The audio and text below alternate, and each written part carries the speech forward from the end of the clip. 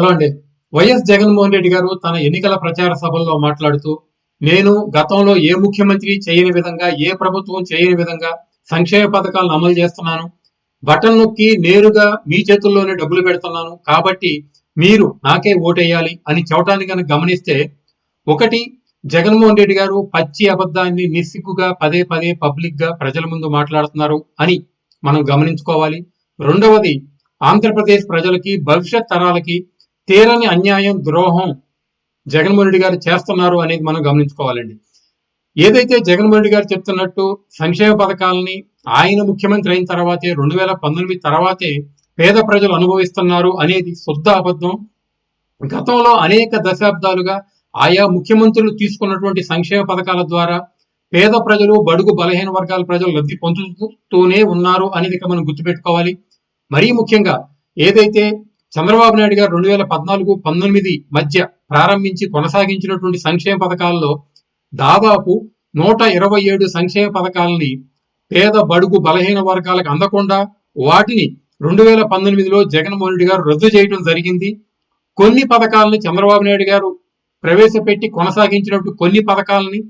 పేరు మార్చి కంటిన్యూ చేయడం జరుగుతుంది. కేవలం అమ్మఒడిని మాత్రమే జగన్మోహన్ రెడ్డి గారు కొత్తగా ప్రవేశపెట్టారు అనేది ఇక్కడ మనం గమనించుకోవాలి. ఈ అమ్మఒడిలో కూడా అనేక అబద్ధాలు, అనేక మోసాలు. అవేంటంటే, ఏదైతే ఎన్నికల ప్రచారాల్లో ఎంతమంది పిల్లలు ఉంటే అన్ని 15,000 ఇస్తాం అని చెప్పి ప్రచారం చేసి ప్రభుత్వం వచ్చిన తర్వాత కేవలం ఎంతమంది ఉన్నా కానీ ఒక్క 15,000 మాత్రమే తల్లుల ఖాతాల్లో వేయటం, ఆ తర్వాత ఆ 15,000ని 13,000 చేయటం, ఆ 13,000లో కూడా ఏదైతే ఫీజు రియంబర్స్మెంట్ ఉందో ఆ ఫీజు రియంబర్స్మెంట్ గండి కొట్టి ఆ డబ్బుల్ని ఇటు మరల్చి ఈ పథకానికి వేయటం కనుక గమనిస్తే, జగన్మోహన్ రెడ్డి గారు సంక్షేమ పథకాల మాటున ఎన్ని అబద్ధాలు, ఈయనే చేసినట్టు, ఈయనే సంక్షేమ పథకాలను బిగించేసినట్టు, ఇక ప్రజలకి ఈయన లేకపోతే సంక్షేమ పథకాలు ఎవరు అమలు చేయరు అన్నట్టు చెప్తుంటే ఇది పచ్చి అబద్ధం అని ఆ సంక్షేమ పథకాలు పొందుతున్నటువంటి వాళ్ళకు కూడా తెలుసు అని ఇక్కడ గుర్తుపెట్టుకోవాలి. ఇక ఏంటి జగన్మోహన్ రెడ్డి గారు చేస్తున్నటువంటి తీరని ద్రోహం అని గనక గమనిస్తే, ఏదైతే మన ఊళ్ళల్లో కొన్ని కుటుంబాలు ఆ కుటుంబాలను పోషించవలసిన బాధ్యతలో ఉన్నటువంటి వ్యక్తులు ఆ బాధ్యతను విస్మరించి పని పాట లేకుండా బలాదూరుగా చిల్లరగా రోడ్లపై తిరుగుతూ ఉన్న ఆస్తులన్నీ తాకట్లు పెట్టి అమ్మేసి, అంటే తన ఇల్లు గాని, పొలాలు గాని, స్థలాలు గాని, తరతరాలుగా వస్తున్న ఆస్తులు మొత్తం తాకట్లు పెట్టేసి, లేదు వాటిని వీలైతే వాటిని అమ్మేసి అప్పులు తెచ్చుకుని ఆ అప్పుల మీద కుటుంబాన్ని రన్ చేస్తూ, అలాగే తన కుటుంబంలో ఉన్నటువంటి విలువైన వస్తువులు బంగారం గాని, వెండి గాని, ఇలాంటి నగలు మొత్తం అమ్మేసి కుటుంబాన్ని సాగుతుంటే,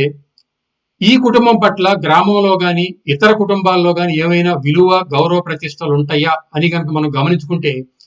సరిగ్గా మన ఆంధ్రప్రదేశ్ ప్రజల విషయం కూడా గ్రామాల్లో ఉన్నటువంటి అలాంటి చెడిపోయిన కుటుంబాల స్థాయిలోనే ఉంది అని ఇక్కడ మనం గుర్తుపెట్టుకోవాలండి. ఎందుకనంటే, గత 5 ఏళ్లుగా జగన్మోహన్ రెడ్డి గారు బాధ్యత గల ముఖ్యమంత్రిగా మన రాష్ట్రానికి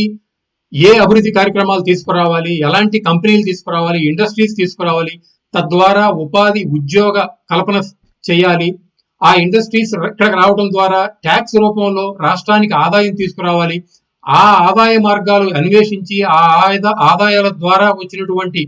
డబ్బులతో సంక్షేమ పథకాలు రన్ చేయాలనేదని పూర్తిగా విస్మరించి అందిన కాడకు అప్పులు తెచ్చి ఆర్బీఐ అవ్వచ్చు, ప్రైవేట్ బ్యాంకులు అవ్వచ్చు, అలాగే ప్రభుత్వ ఆస్తుల్ని తాకట్టు పెట్టి చివరికి మద్యం అమ్మకాలను కూడా 10-15 ఏళ్లకు తాకట్టు పెట్టి బ్యాంకుల నుంచి డబ్బులు తీసుకొచ్చి ఆ డబ్బుల ద్వారా కొన్ని డబ్బుల్ని సంక్షేమ పథకాలకు మళ్లించి, ఇదిగో నేను సంక్షేమ పథకాలు అమలు చేస్తున్నాను కాబట్టి నాకే ఓటేయండి అంటే, మరి ఈ తెచ్చిన లక్షలాది కోట్ల అప్పుల్ని ఎవరు తీరుస్తారు, ఎప్పుడు తీరుస్తారు అని ఆలోచిస్తే ఖచ్చితంగా ఆ ఆంధ్రప్రదేశ్లో నివసిస్తున్న ప్రజలు అధిక రేట్ల ద్వారా అయినా కానీ, లేదు అధిక పన్నుల ద్వారా అయినా కానీ తీర్చవలసిందే అని కనుక గమనిస్తే, ఖచ్చితంగా జగన్మోహన్ రెడ్డి గారు చేస్తున్నటువంటి ఈ అప్పుల కార్యక్రమం ఏదైతే ఉందో ఇది ఆంధ్రప్రదేశ్ ప్రజల్ని, రాబోయే తరాల్ని తీవ్ర ఇబ్బందిలోకి నెడుతుంది అని మాత్రం గుర్తుపెట్టుకోవాలి. మరి చంద్రబాబు నాయుడు గారినే గమనిస్తే,